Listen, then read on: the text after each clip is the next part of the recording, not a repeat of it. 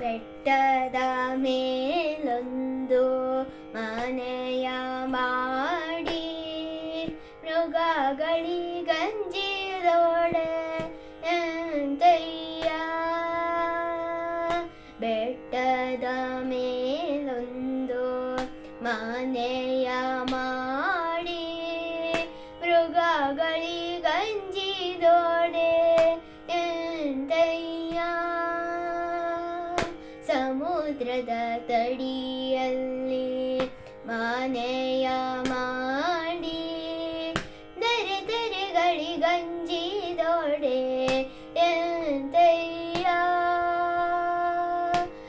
ಸಮುದ್ರದ ತಡಿಯಲ್ಲಿ ಮನೆಯ ಮಾಡಿ ನೆರೆ ತೆರೆಗಳಿಗಂಜಿದೊಡೆ ಎಂತಯ್ಯ. ಸಂತೆಯೊಳಗೊಂದು ಮನೆಯ ಮಾಡಿ ಶಬ್ದಕ್ಕೆ ನಾಚಿದೊಡೆ ಎಂತಯ್ಯ. ಚನ್ನಮಲ್ಲಿಕಾರ್ಜುನ ದೇವ ಕೇಳಯ್ಯ.